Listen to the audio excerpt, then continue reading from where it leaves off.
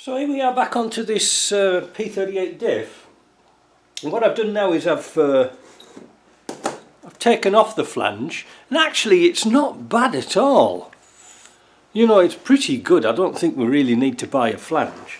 No point buying things, but I had to damage the seal when I took it out, and it is a rather funky special seal, so maybe need a new one of those. Well, we will need a new one of those. Like I said, we've got the pinion out. That wasn't too bad. That's the bearing. So I'll put it on the right way around. We're going to replace the bearings, but before we take them off, we're going to actually find out if we've got some replacements, because, like I said, we haven't got the seal for this. The shim is behind the bearing race on the inside. Alright, so we're going to take all those bits out. And why are we going to take all those bits out? I'll tell you. We have to drill and tap a little fitting here for the air locker.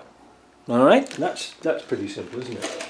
But the problem with that is it doesn't mention in the book where it actually goes. It mentions in the book, like this is the P38 book, it mentions it for a series truck, not for this one. Alright, like the old Rover axles. Anyway, I took a picture of this, sent it to Dave Ashcroft, and he kindly by return sent me a picture, I'll put it here, of where the air fitting should go. This is really important because this is why we're stripping it down, because you can't just drill and tap into a you know, like an assembled diff, because you'll get bits of swarf and dirt and all sorts in there. So that's what we're going to do. We're going to knock these bearing races out. Make sure we've got the bearings before we do anything else. Drill and tap it. Now if we haven't got the bearings and we haven't got the seal, this is on the back burner again. Anyway, let's get on with that. There is the shim, don't lose it, because we're going to assemble this back with a new set of bearings. Now, what make of these? These are Timken bearings. Well, like I said, we're going to have a look and see if we can get the same. This bearing, we've got a bit of paper here. This is the pinion end bearing. This is the one that goes in the pinion, and you can see how it's picked up. So we can't use that again. We can't use that again. But with a bit of luck, when we put a new bearing in, obviously the clearances should be exactly the same. That's why we use, you know, bearings of quality. Now obviously I've been banging this shim out, but there only is a little tiny slot in there to get in, so I use the biggest punch possible to punch that out.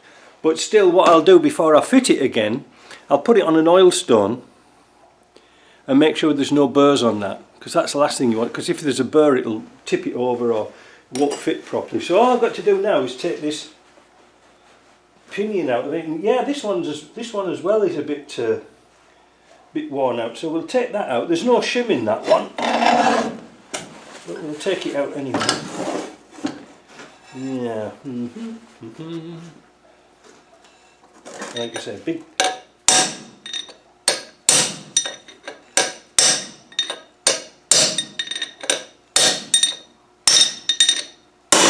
There we go.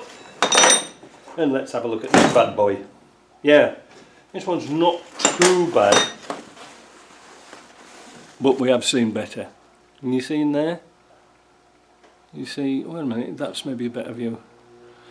It's not too good, is it? So, what we're going to do now, all these parts we've got here, we've got bearings, we've got the diff lock, and we've already got pre-installed the bearings onto the air locker. What we can do, just to save a little bit of time, is to take the crown wheel off here and install it onto the air locker. Now, we seem to have got a set of Allen bolts here. Now, has he got the Torx for the bolts? This is most interesting. Let's have a look. And crown wheel bolts, 58 Newton meters. That's good. So we can take that off, 58 Newton meters, and transpose it onto the air locker. Now I've just taken off the crown wheel, and I've noticed here it's marked 49.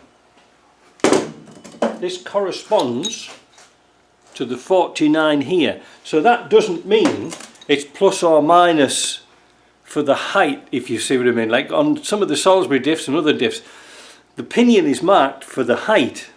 Well, we already know that, so, and it's got 19.02, so that must be the date. So that's not too bad, is it? Now the only question I've got now is that these original bolts came with washers. Do I have to replace the washer, or is it just a straight nut? Because like the Allen bolt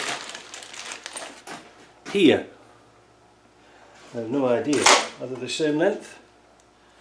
No, they're longer, look. Oh, that must mean that the housing's a bit thicker perhaps. The other thing I'm going to go back and ask Dave Ashcroft about this, because it doesn't mention it in the book, but it's got this thing.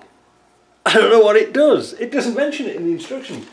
It sort of vaguely mentions putting a locking ring on, but where does it go? On the inside, the outside? I don't know. It's a bit cryptic, isn't it?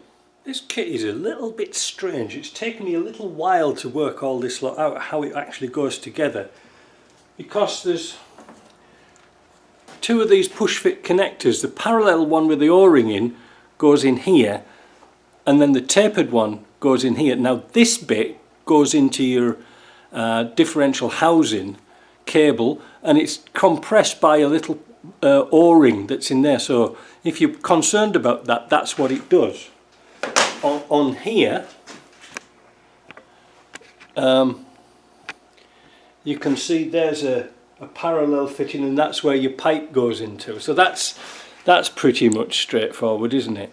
One of the concerns I've got is I've got this thing in the kit and I don't know what the hell it does. I've just wrote to Dave and asked him, and I've also asked him about these do we have